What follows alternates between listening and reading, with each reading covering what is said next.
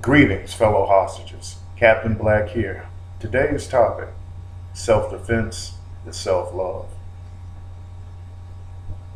Here we have an expandable baton. With the flick of a wrist, it becomes something that you can use to put some lumps on some heads that may have the intention of putting lumps on your head.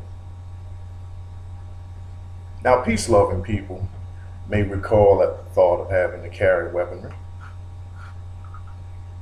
That's why we're having this video. I always meet people at wherever their comfort level is.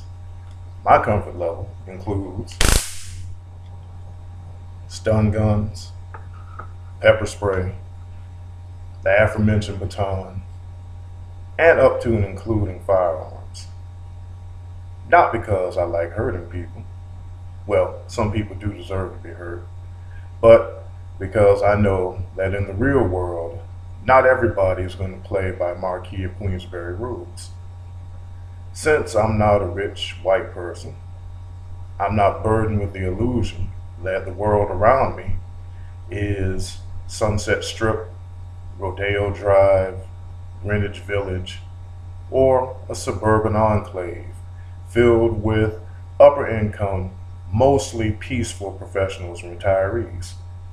That was not the world into which I was born.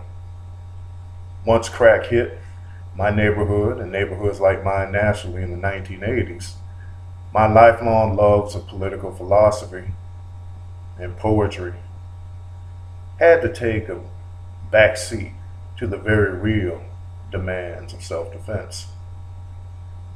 If you go through any inner city neighborhood, you will see houses with steel security doors, which I strongly recommend, burglar bars in their windows, which I also strongly recommend.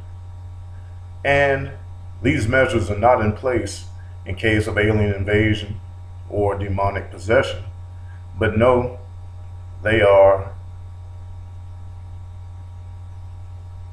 I'll just say it very plainly, common sense measures against the very violent environments into which people now find themselves.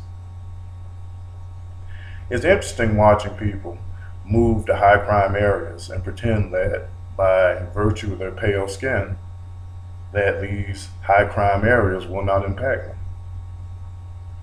My grandmother and her peers, now regrettably deceased, who had survived Jim Crow, World War II, the Civil Rights Movement, the Cold War, the Sexual Revolution, you name it, only to spend their golden years terrified in neighborhoods which once were enclaves against the violence of past discrimination.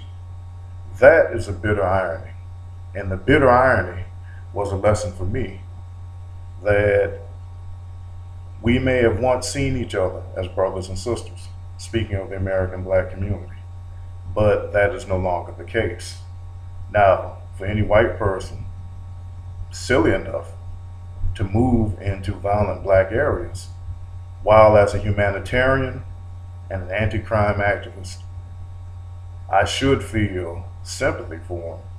It's very hard for me to feel sympathy because when you play lion tamer, and stick your head in the lion's mouth, you should not be surprised if it gets bitten off.